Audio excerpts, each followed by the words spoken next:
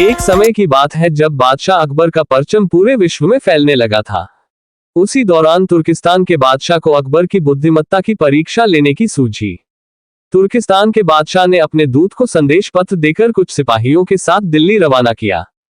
बादशाह ने पत्र में लिखा था, मुझे सुनने में आया है कि भारत में ऐसा पेड़ है जिसके पत्ते को खाकर इंसान की आयु बढ़ाने में मदद मिल सकती है।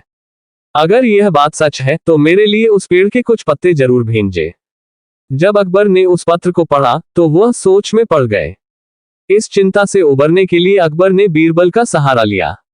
बीरबल की सलाह पर बादशाह अकबर ने तुर्किस्तान से आए सिपाहियों और दूत को कैद करने का आदेश दिया।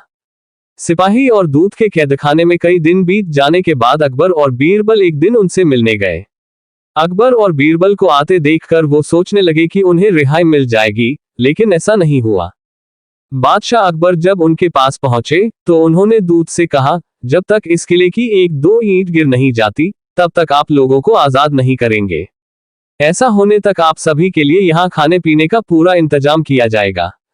इतना कहकर बादशाह अकबर और बीरबल वहां से चले गए। उनके जाने के बाद दूत और सिपाही कैद से निकलने के लिए उपाय सोचने लगे। जब कोई रास्ता नजर नहीं आया तो भगवान से प्रार्थना करने लगे। जल्द ही उनकी प्रार्थना रंग लाए और कुछ दिनों बाद अचानक तेज भूकंप आया और भूकंप के कारण किले का एक भाग टूटकर गिर गया। ये घटना के बाद दूत ने अकबर के पास किले की दीवार गिरने की खबर भिजवाई। ये खबर सुनते ही बादशाह अकबर को अपना वादा याद आया और उन्होंने तुर्किस्तान के दूत व सिपाहियों को दरबार में प्रस्तुत होने का आदेश दिया। उनके दरबार में पहुंचते ही बादशाह अकबर बोले, अब तो आप सबको अपने बादशाह के द्वारा भेजे गए पत्र का उत्तर मिल गया होगा।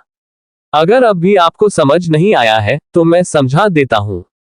तुम सिर्फ 100 लोग हो और तुम्हारी आह सुनकर किले का एक हिस्सा गिर गया, तो सोचो जिस देश में हजारों लोगों पर अत्याचार होते हैं उस देश के बादशाह की आयु कैसे बढ़ेगी।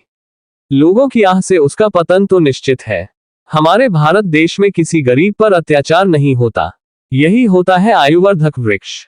उसके कुछ दिन बाद बादशाह ने उन सभी को उनके देश भेज दिया है और रास्ते में होने वाले खर्चे के लिए कुछ पैसे भी दिए। दूत ने तुर्किस्तान पहुंचकर भारत में घटित सारी बात विस्तार से बादशाह को बताए। अकबर बीरबल की बुद्धिमत्ता देखकर तुर्किस्तान के बादशाह ने दरबार में उनकी बहुत प्रशंसा की। कहानी से सीख। इस कहानी से यह सीख मिलती है कि सभी के साथ प्रेम से रहना चाहिए और कमजोर पर अत्याचार नहीं करना चाहिए। साथ ही वही देश तरक्की करता है जहां प्रजा सुखी रहती है।